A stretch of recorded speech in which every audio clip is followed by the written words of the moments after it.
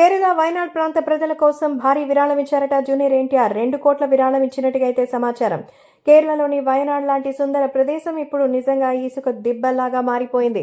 వరద ప్రాంతంలో ఉన్నటువంటి వివిధ రకాలైనటువంటి విషయాలను చూసి కన్నీళ్లు పెట్టుకుంటున్నారు. మరి ఈ వరద బాధితులకి సాయం చేసేందుకు మన ప్రభాస్ కూడా ముందుకొచ్చినటువంటి సంగతి తెలిసిందే. ఇప్పుడు మన జూనియర్ ఎన్టీఆర్ కూడా ముందుకొచ్చినట్టుగా తెలుస్తోంది. మరి కేరళలోని వయనాడ్ జిల్లాలో కొండ చర్యలు విడిగిపడిన ఘటనలో మృతుల సంఖ్య 400కు పైగా చేరుకుందని మీడియాలో కథనాలు వస్తోంది. అడుగుల మేర వేసిన బురద శిథిలాల కింద బృందాలు నిజంగా ఎంతగానో కన్నీళ్లు పెట్టిస్తోంది.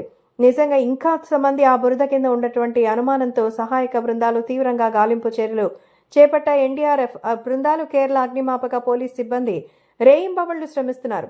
బురద తొలగిస్తున్నప్పటికీ మృతదేహాలు బయటపడుతుండడం నిజంగా కన్నీళ్లు పెట్టిస్తోంది. అందుకే జూనియర్ ఎన్టీఆర్ తనకెంతో ఇష్టమైన ప్రదేశం ఇంత అమానుష్యమైన ఘటన జరగడం బాధాకరమని 2 కోట్ల రూపాయల విరాళాన్ని అందించారు. అంతేకాకుండా వాళ్ళ ఫ్యాన్స్ అందరినీ కూడా వాలంటీర్గా వెళ్లి అక్కడ సహాయ చర్యలు చాలా భద్రతని తీసుకుని చేయాలని కోరుకుంటున్నారు.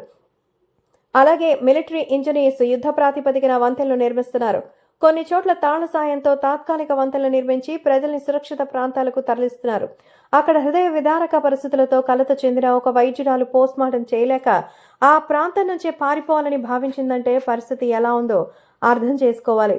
ఉష్ణోగ్రతల పెరుగుదల, వాతావరణ మార్పుల వల్ల కొండ చర్యలు విరిగిపడి ఉండవచ్చునని నిపుణులు కూడా భావిస్తూ ఉన్నారు. అరేబియా సముద్రం వేడెక్కడం, స్వల్ప వ్యవధిలోనే దట్టమైన మేఘాలు ఏర్పడి కుండపోత వర్షాలు కురిసి కొండ చర్యలు విరిగిపడ్డాయని చెప్తున్నారు. ఇలాంటి పరిస్థితుల్లో డార్క్ టూరిజం మాట వినిపిస్తోంది. విపత్తు చోటు చేసుకున్న ప్రాంతాలను సందర్శించకూడదని, సహాయక చర్యలకు ఆటంకం కలుగుతుందని పోలీసులు సోషల్ మీడియా వేదికగా అభ్యర్థిస్తున్నారు.